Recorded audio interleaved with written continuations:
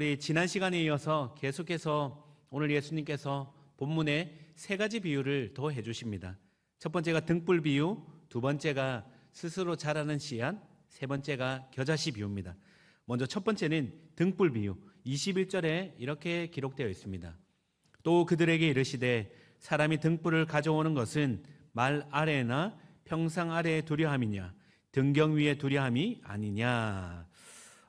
예수님께서 말씀을 전하실 때 이 당시 문화적 상황을 조금 알 필요가 있습니다. 오늘 같으면 예수님께서 형광등을 어디에 두겠느냐 이렇게 말씀하실 텐데 이 당시는 전기가 없기 때문에 등불이 중요합니다. 일반 가정집을 보면 이런 모습이 많습니다. 일반 가정집의 모습을 한번 보여주시겠습니까? 창문이 굉장히 작습니다. 그리고 밤이 되면 전기 하나 없기 때문에 동굴이 됩니다. 매우 컴컴한 동굴이 됩니다. 이때 필요한 게 등잔입니다. 여러분 예전에 그런 시절 있지 않습니까? 전기가 나가면 우리도 다들 초를 찾지 않습니까? 초. 그와 똑같습니다. 이런 등잔 하나가 집을 환히 비춘다는 것이죠. 여러분 예수님께서 말씀하시는 하나님 나라 또 자기 자신이 이런 등불과 같다는 것입니다. 자, 그런데 등불은 중요한 게 두는 위치가 중요합니다. 등불은 말 아래나 평상 아래 두지 않는다고 말씀하십니다. 여러분 말 아래가 어디입니까? 말은 곡식을 담는 이렇게 생긴 곡식을 담는 그릇입니다. 우리가 생각하는 타는 말이 아니고 곡식을 담는 이런 그릇을 말합니다. 여기에 이제 등불을 놓으면 됩니까? 안 됩니까? 안 된다는 겁니다. 왜 그렇죠? 등불을 놓게 되면 빛이 나가지 않습니다. 또 뒤집어 놓으면 등불은 곧 꺼지게 됩니다. 평상 아래도 마찬가지입니다. 여러분 초를 킬 때 가장 높은 곳에 올려놓지 않습니까? 여기 강대상 밑에나 의자 밑에 이런 데 놓는 경우는 없습니다. 한마디로 등불은 누구나 볼 수 있도록 놓는 것이 핵심이라는 거죠. 자, 이걸 염두에 두고 22절을 한번 보겠습니다. 22절 드러내려 하지 않고는 숨긴 것이 없고 나타내려 하지 않고는 감추인 것이 없느니라. 자, 22절 문장 구조 자체가 이중부정 언어입니다. 그러니까 지금 무엇을 말하는지 언뜻 읽기에는 조금 헷갈릴 수 있습니다. 한마디로 말해 이런 표현입니다. 제가 조금 다르게 적어왔습니다. 숨겨진 모든 것은 강조점이 노란색에 있습니다. 결국 드러나기 위해 숨겨진 것이고 감추어진 것은 나타내기 위해 감추어진 것이다. 그러니 어느 때 잠깐 숨겨져 있다가 목적이 무엇입니까? 숨기는 데 목적이 있는 것이 아니라 드러내고 나타내는 것에 목적이 있다는 것입니다. 여러분 이 등불을 이렇게 올려놓는 이유가 여기에 있다는 것이죠. 자, 그러니 이 의미가 무엇입니까? 하나님 나라는 예수 그리스도의 오심으로 말미암아 지금 예수님은 세 가지 비유를 하나님 나라에 대한 비유로 설명하고 있는 것입니다. 하나님 나라는 예수 그리스도가 이 땅에 오심으로 말미암아 하나님 나라가 시작되었습니다. 그 하나님 나라는 등불 비유처럼 모두에게 드러나도록 숨겨진 것이 아니라 이제 드러난 것입니다. 보고자 한다면 모두가 볼 수 있도록 나타낸 것이죠. 여러분 보이지 않고 볼 수 없는 건 등불이 드러나지 않아서가 아닙니다. 여러분 보지 않기 때문에 보려고 하지 않기 때문에 들으려 하지 않기 때문에 볼 수 없고 듣지 못한다는 것을 우리 주님은 다시 말씀하고 있는 겁니다. 그래서 무엇이라 말씀하십니까? 들을 게 있는 자는 들으라. 스스로 삼가라. 여러분 지난주에 말씀드린 대로 보고 싶은 거, 듣고 싶은 것만 내 기준에서 관점에서 보고 들으면 안 된다는 겁니다. 왜죠? 우리도 모르게 죄성을 가지고 있기 때문에 죄의 특징은 반드시 본질을 진리를 왜곡시키고 비틀어냅니다. 그래서 진리로 보지 못하게 만듭니다. 이게 죄의 특징 중 하나입니다. 여러분 우리가 보고 듣는 것 우리도 모르게 여러분 왜곡되고 변형되게 보는 경우가 많다는 것입니다. 여러분 똑바로 보고 있다 해도 착시를 일으키는 경우가 너무 많습니다. 대표적인 착시 그림입니다. 우리가 잘 보는 대로 여러분 딱 눈으로 보면 똑같이 보고 있는데도 어디가 길어 보입니까? 위에가. 자, 그 다음에 한번 보여주시죠. 그 다음 사진. 네, 어디가 길어 보이십니까? 똑같은 길이, 선은 왼쪽이 길어 보이시죠? 자, 그 다음 장 한번 넘겨주세요. 제가 길이를 한번 재봤습니다. 똑같습니다. 다르지 않습니다.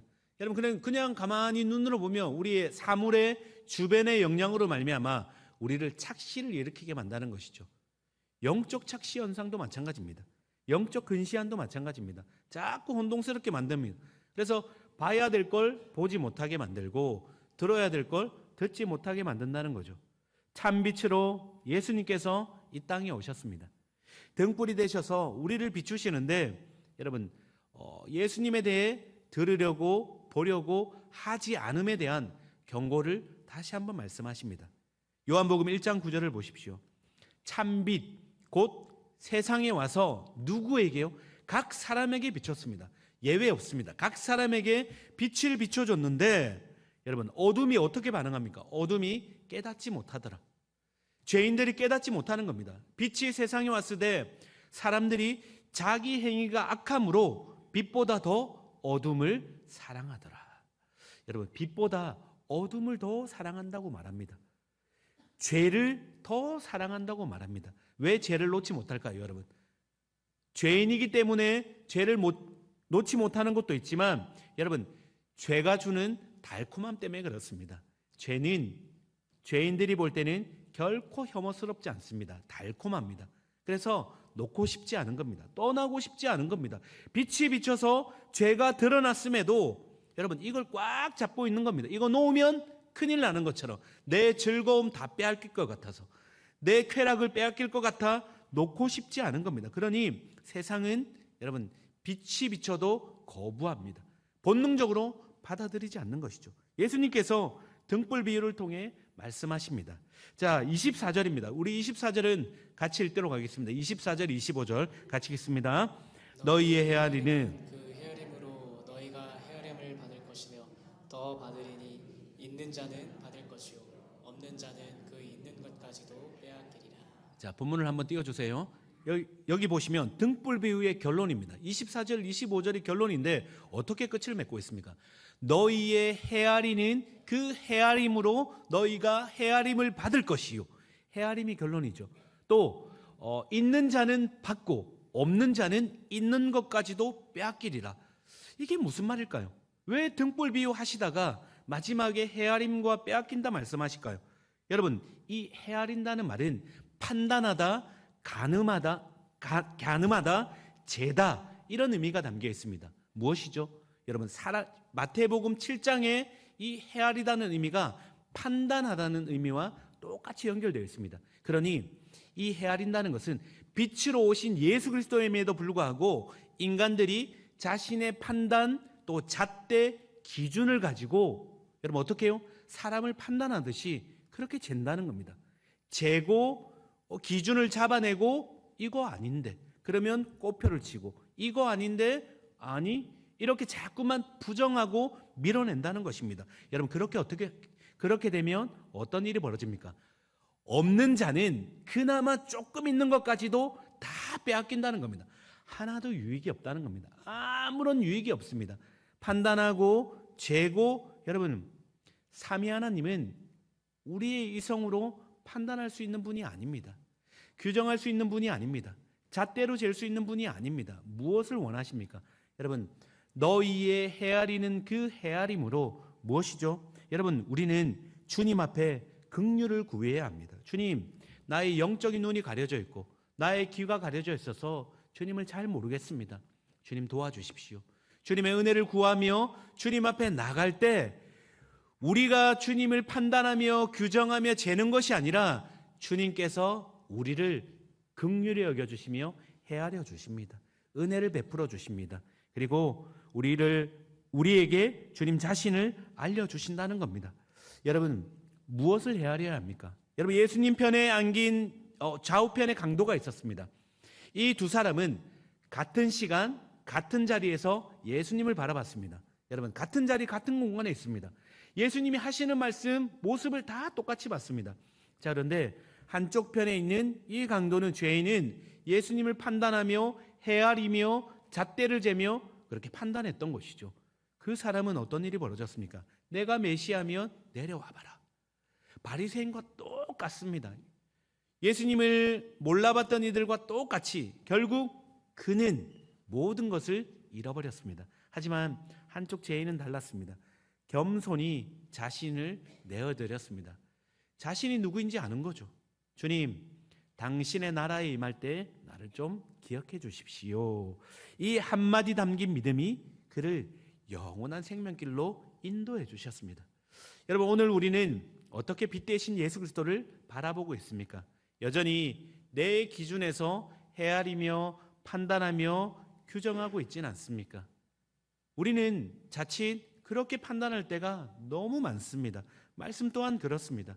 복음이 던져질 때 끊임없이 밀어내는 저항성이 우리 안에 있습니다. 여러분, 그러면 있는 것도 빼앗깁니다. 영적인 원리입니다. 우리는 그분 앞에 겸손히 정직히 반응하십시오. 주님, 제 눈과 마음을 열어주시고 주님께서 주시는 그 은혜를 누릴 수 있도록 도와주십시오. 그 가운데 있는 자는 더하여질 것이요, 복리에 복리를 더한 은혜를 경험하게 하실 줄 믿습니다. 자, 두 번째 비유입니다. 26절, 28절. 우리 26절, 28절 제가 한번 읽겠습니다. 또 이르시되 하나님의 나라는 사람이 땅에 씨를 뿌린 것 같으니 그가 밤낮 자고 깨고 하는 중에 씨가 나서 자라되 어떻게 그리 되는지를 알지 못하느니라. 하나님 나라는 사람이 땅에 씨를 뿌림과 같습니다. 그 씨가 뿌려졌는데 밤낮 농부가 자고 그렇게 하는 중에 씨가 그냥 저절로 자랍니다. 자라서 열매를 맺는데 이삭이 되고 충실한 곡식이 된다는 겁니다. 스스로 자라는 씨앗과 하나님 나라를 지금 딱 들어서 우리에게 비유하고 있습니다. 어떤 의미입니까? 여러분, 여기서 핵심은 스스로입니다. 하나님 나라는 스스로 자란다는 겁니다. 외부의 힘과 능력이 아니라 씨앗 자체의 생명력으로 자란다는 뜻이죠. 여러분, 혹시 콩나물 키워본 적 있습니까? 콩나물 물 부으면 다 빠져나가는 것 같은데 어느새 돌아보면 자라있고 자라있고 자라있지 않습니까? 여러분, 생명이 움트고 열매 맺는 과정을 우리는 보지 못하지만 자라는 것은 분명합니다. 생명의 신비라는 겁니다. 하나님 나라가 이와 같습니다. 여러분, 이 비유를 잘 드러낸 1866년 한 사건이 있습니다. 1866년 9월 5일 대동강변에 배 한 척이 대동강에 정착했습니다. 이분이 누구입니까? 토마스 선교사입니다. 토마스 선교사님이 제너럴 셔먼호를 타고 대동강, 이 조선 땅에 들어왔습니다. 복음을 전하기 위해서죠. 그런데 이 땅에, 조선 땅에 당시에 세국 정책으로 말미암아 여러분, 이 배가 정착을 못하는 겁니다. 관군들이 밀려들었고 이 배를 향해 불화살을 날리며 배가 화재로 말미암아 침몰하게 됐습니다. 이때 배에 탔던 사람들이 뛰어내립니다. 뛰어내리자마자 관군들이 기다렸다는 듯이 사람들의 목을 치기 시작합니다. 계속 목을 치며 죽이는 것이죠. 이 자리에 탔던 토마스 선교사님도 뛰어내렸는데 저 장면처럼 관군에게 포위됐습니다. 그리고 이 자리에 있던 여러분 박춘권이라는 저 사람에게 토마스 선교사님이 순교를 당하게 됩니다. 목배임을 당하는 것이죠. 여러분, 마지막 순간 우리 토마스 선교사님이 자신의 죽음을 절감하고 가지고 왔던 다른 죄가 아닙니다. 그냥 성경 전하고 말씀 전하고 복음 증거하기 위해 성경책 가지고 오셨는데 사람들이 잡아서 선교사님을 목배임할 때 선교사님이 성경책을 뿌립니다. 뿌리고 한마디 딱 하시고 순교하시게 됩니다. 예수 그리스도, 예수 그리스도 외치고 성경책 뿌리고 순교하셨습니다. 여러분, 이 사역은 실패한 사역입니다. 끝난 사역입니다. 조선 땅에 도착해서 한 명도 전도하지 못했고 회심시키지 못했고 그냥 아무것도 없이 죽음을 맞은 사건 같습니다. 자, 그러나 여러분, 하나님 나라의 자람은 이렇게 끝맺지 않았습니다. 하늘의 씨앗이 던져진 후에 아무도 모르게 싹을 틔우고 꽃을 피우며 열매를 맺기 시작합니다. 토마스 선교사님을 죽인 이 박충건이 집으로 가는 길이었습니다. 집으로 가는데 갑자기 한 생각이 떠오르는 겁니다. 도대체 그 책이 무엇이길래 죽으면서까지 내게 주려는가? 저 서양 귀신은 왜 여기까지 왔을까? 그래서 몰래 다시 돌아갑니다. 그리고 대동강변에서 백사장에서 떨어진 성경책을 주워가지고 집으로 들어갑니다. 그리고 그날부터 이상한 끌림 가운데서 성경책을 읽기 시작합니다. 그 성경책을 읽는 가운데 이 박충건이 예수 그리스도를 영접하고 주님의 백성이 되는 은혜가 펼쳐지게 된 것입니다. 이 사람이 훗날 교회 장로가 되었습니다. 싹이 자람은 박충건에서 그치지 않습니다. 그 현장에 있던 12살의 최치량이라는 이 소년이 있습니다. 이 소년이 땅에 떨어진 성경 중에 3권을 가지고 호기심에 집으로 가지고 왔습니다. 집으로 가지고 왔는데 이 성경책 가만히 들고 있다 보니 무서운 겁니다. 당시에 성경책만 들고 있어도 목베임을 당하니 너무 무서워서 호기심에 들고 왔긴 하지만 당시 평양 감사였던 박영식에게 이 성경책을 들고 갑니다. 제가 이 성경책 주었습니다. 좀 받아주십시오. 자, 그냥 성경책을 넘겼는데 여러분 이 박영식이 성경책을 보니 질이 너무 좋은 겁니다. 질이 너무 좋다 보니 이걸 내가 벽지로 바르면 되겠다. 그래가지고 한 장씩 찢어가지고 벽에 다 도배를 한 겁니다. 벽지로 바른 것이죠. 그러니 이 박영식에게 어떤 일이 일어났을까요? 본인은 그냥 벽지로 사용하고 그렇게 도배질을 했는데 눈을 뜨면 천장에 말씀이 보이고 앉으면 말씀이 보이고 식사할 때도 말씀이 보이고 자, 그런데 이게 보통 일이 아닙니다. 어떤 일이 벌어졌느냐? 어느 날 그 눈에 한 구절이 영혼을 관통합니다. 요한복음 5장 24절. 내가 진실로 너희에게 이르노니 내 말을 듣고 또 나를 보내신 이를 믿는 자는 영생을 얻었고 심판에 이르지 아니하나니 사망에서 생명으로 옮겼느니라. 여러분 도배지로 붙였던 아무 가치를 두지 않았습니다. 그런데 이 말씀이 살아 역사하더니 열매를 맺기 시작하더니 한 영혼을 강타합니다. 그리고 심판이 있음을 깨닫게 되고 회개하라 천국이 가까웠느니라. 이 말씀을 다시 발견하게 된 것입니다. 믿게 된 것이죠. 그 순간 이 박영식 심령 안에 하나님 나라가 임한 줄 믿으시기 바랍니다. 예수님을 영접하고 구원을 얻게 된 것이죠. 여러분 그 후에 이야기는 여기서 끝나지 않습니다. 그 후에 이 평양 최초의 널다리골 예배당이 이 박영식의 집이 널다리골 교회가 됩니다. 그리고 이 널다리골 교회가 후에 장대현 교회가 됩니다. 장대현 교회, 평양의 장대현 교회. 여러분 아시다시피 이 교회가 어떤 교회가 됩니까? 여러분 이 교회에서 부흥 집회하는 가운데 1907년 평양 대붕의 역사가 이 교회를 통해 흘러 조선 땅 전체를 복음으로 뒤덮는 놀라운 은혜가 펼쳐지게 됩니다. 여러분 한 사람의 토마스 선교사님의 한 사람의 그냥 흩뿌려진 그 순교의 피가 여러분 어떻게 됩니까? 하나님 나라는 스스로 자라기 시작합니다. 누구도 일하지 않았습니다. 그 자리 가운데 어떤 누구도 복음을 전한 것도 아니고 누군가가 성경책 읽으라 제자 훈련 하지도 않았습니다. 그런데 놀랍게도 뿌려진 씨앗이 싹이 나고 그리고 열매를 맺기 시작하더니 곡식이 나더니 여러분 놀라운 하나님 나라가 확증되는 것을 여러분 보여주기 시작한 것이죠. 여러분 이 1907년의 평양 대붕 때문에 오늘 우리가 이 자리에 있는 줄 믿으시기 바랍니다.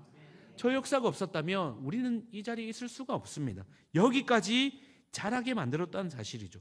여러분 하나님 나라 스스로 자라는 씨 너무 비슷하지 않습니까? 이 말씀은 우리에게도 동일하게 적용됩니다. 신방을 하며 한 성도님이 이런 간증을 해주셨습니다. 친인척 중에 저분은 도저히 믿을 것 같지 않은데 예수님을 만날 수 없을 것 같은데 시간이 지나고 보니 예수님을 믿고 있더랍니다. 예수님을 만나고 하나님 앞에 예배하고 있더랍니다. 여러분 이 질문 앞에 답이 무엇입니까? 오늘 두 번째 비유입니다. 스스로 자라는 씨의 비유가 그 답이 되는 줄 믿습니다. 우리도 모르는 순간 지금 이 시간에도 하나님 나라는 확장되고 있습니다. 하나님 나라 복음은 전해지고 있고 우리 예수님께서는 예수님 당신의 일을 이뤄가고 계십니다. 복음의 역사는 오늘도 여전히 임하고 있습니다. 가족 중에 믿음이 더디 자라는 것 때문에 고민하고 계신 분 계십니까? 예수님을 만나지 못하면 어떡하나 이러다가 그런 조급한 마음 갖고 계신 분 계십니까? 여러분 또 이 자리에 앉아 있으면서도 주님을 향한 확신이 없어서 고민하고 계신 분 있으십니까?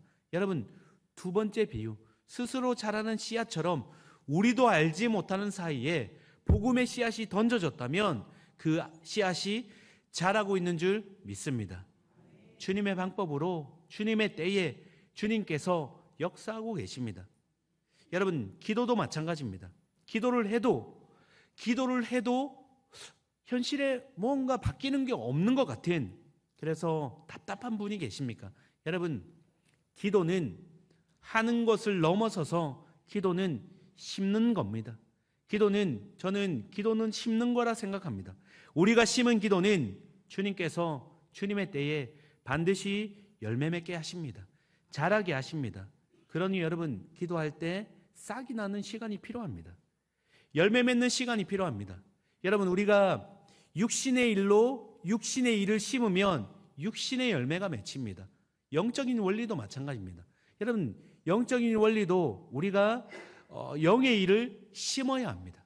심을 때 싹이 나고 열매를 맺고 자라게 되는 것이죠. 기도의 씨앗을 뿌렸다면 주님이 자라게 하실 줄 믿습니다. 눈에 보이는 대로 생각하거나 조급해하거나 불안해하지 마십시오. 말씀의 씨앗, 기도의 씨앗이 심겼다면 주님이 일하고 계십니다. 반드시 열매 맺는 날이 오게 된다는 것입니다. 29절을 한번 보겠습니다. 열매가 익으면 씨앗이 스스로 자라는데 열매가 익는 곳까지 자라게 된다는 것입니다. 그리고 낫을 대나니 추수 때가 이르렀습니다. 언젠가 끝이 있다는 것입니다. 시편 기자는 이 진리를 이렇게 노래합니다. 시편 126편 5절과 6절. 눈물을 흘리며 씨를 뿌리는 자는 기쁨으로 거두리로다. 울며 씨를 뿌리러 나가는 자는 반드시 기쁨으로 그 곡식단을 가지고 돌아오리로다. 여러분 씨 뿌리는 시간엔 눈물의 시간입니다. 결과가 보이지 않기 때문입니다. 잘하는 것 같지도 않습니다. 어떤 일도 없는 것 같습니다. 기도의 응답도 없는 것 같습니다. 내가 전한 복음이 아무런 일을 일으키는 것 같지도 않습니다. 변하는 거 없는 것 같습니다. 눈물이 납니다. 자, 그런데 씨를 뿌린 자에게 그 시간은 눈물이지만 시편 기자는 한 단어를 강조합니다. 반드시 기쁨으로 거두리로다. 반드시 곡식단을 가지고 돌아오리라. 여러분 눈물로 뿌린 씨앗 곡식단이 되어 우리 손에 들릴 것이라는 소망이 있습니다. 자라게 하시는 하나님의 은혜 때문입니다. 하나님 나라는 우리가 생각하는 것을 뛰어넘어 우리가 알지 못하는 순간에도 자라고 싹을 피우며 놀랍게 풍성한 단을 거두게 하실 줄 믿습니다. 자, 마지막 세 번째 비유입니다. 세 번째 비유는 겨자씨 비유입니다. 우리 30절과 31절은 우리 한 목소리로 같이 읽으면 좋겠습니다. 같이 읽습니다. 또 이르시되 우리가 하나님의 나라를 어떻게 비교하며 또 무슨 비유로 나타낼까? 겨자씨 하늘과 같으니 땅에 심길 때에는 땅 위의 모든 씨보다 작은 것이로되. 자, 하나님 나라를 지금 또 예수님께서 겨자씨와 비교하고 계십니다. 여러분 혹시 겨자씨 보신 분 계십니까? 겨자씨는 이렇게 생겼습니다. 겨자씨는 손에 올리면 굉장히 작습니다. 여러분 너무 콩보다도 작습니다. 이 겨자씨인데 여러분 이 겨자씨를 비유로 든 것은 한마디로 가장 작다는 의미입니다.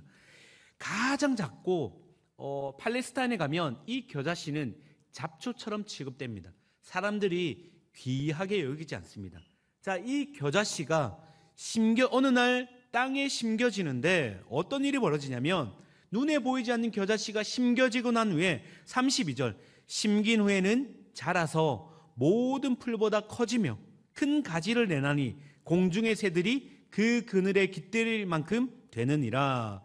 작은 겨자씨는 기대함이 없습니다. 볼품이 없고 아무런 일도 일어나지 않는 것 같습니다. 그런데 이 겨자씨가 심기고 어느 순간 어떤 일이 벌어집니까? 자라서 풀보다 커지며 가지를 내며 공중의 새들이 날아와 그 그늘에서 쉼을 누리게 된다는 겁니다. 하나님 나라가 이와 같다는 것입니다.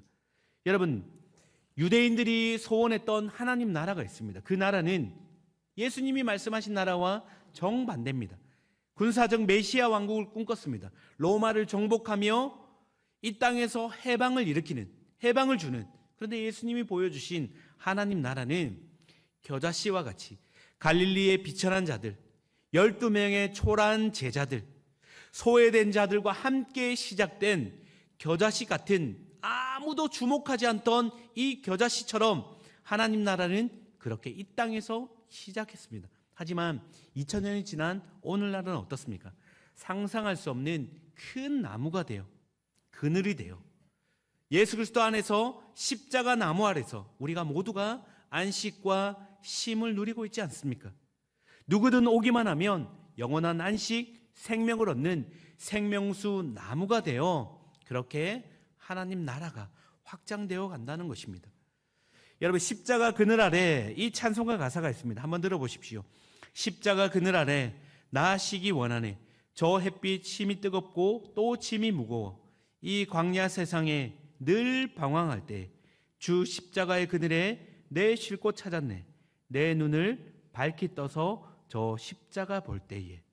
광야 세상 늘 방황할 때 주 십자가 그늘 내 쉴 곳 찾았네.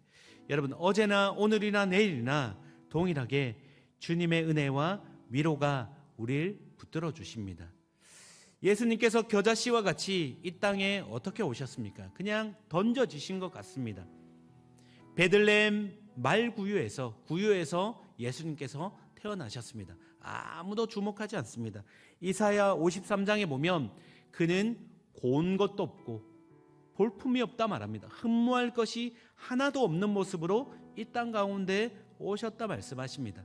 여러분, 사람들이 메시아임에도 거부했습니다. 받아들이지 않은 것입니다. 겨자씨처럼, 잡초처럼 초라해 보였기 때문입니다. 자, 그런데 어떤 일이 벌어졌습니까? 예수 그리스도가 이 땅에 오심으로 말미암아 여러분, 싹이 나고, 그리고 이삭처럼 열매를 맺고, 곡식이 되고, 그리고 큰 나무가 되어 어느 순간 온 백성들이 그 그늘 아래 쉴 수 있는 쉼과 안식과 위로와 생명을 얻는 그런 처소가 되었다는 것입니다. 하나님 나라는 이와 같습니다. 여러분, 사람들의 눈에 볼 때 볼품없는 겨자씨 같을지라도 예수 그리스도로 말미암아 우리 안에 그 생명이 심겨질 때 여러분, 열매를 반드시 맺습니다. 여러분, 기쁨으로 단을 거둘 날이 반드시 온다는 것입니다. 혹시 변화가 없는 것 같아도 걱정하지 마십시오. 생명의 주인 되신 예수 그리스도께서 자라게 하실 줄 믿습니다. 여러분, 온 열방 가운데 예수님께서 겨자씨로 심겨주셨습니다. 큰 나무가 되었습니다. 동일합니다. 여러분의 가정 가운데, 여러분의 직장 가운데, 또 여러분의 일터 가운데 가는 곳곳마다 또다시 우리가 겨자씨가 되어 심겨집니다. 여러분, 가정 안에, 직장 가운데 가는 곳곳마다 작고 볼품없고 약해 보입니다. 그런데 어떤 일이 벌어집니까? 주님이 자라게 하십니다. 그리고 그 가정과 사업장과 직장 가운데서 여러분, 놀라운 열매를 맺게 하실 줄 믿습니다. 여러분, 하나님 나라는 이미 시작되었고 확장되었고 자라고 있습니다. 주님의 일하심을 기대하며 묵묵히 자리를 지켜나가며 주님 다시 오실 때까지 여러분, 그렇게 소망 안고 살아가시길 바랍니다. 이제는 우리 주 예수 그리스도의 은혜와 하나님의 크신 사랑과 성령의 교통교제 충만하심이 빛으로 오신 우리 주 예수 그리스도 바라보며 이 땅 가운데 하나님 나라 확장을 위해 전심을 다해 함께 누리며 또 하나님 나라를 섬기기 위해 달려가는 이 자리에 있는 모든 이들의 머리 위에 이제로부터 영원토록 함께 있을지어다.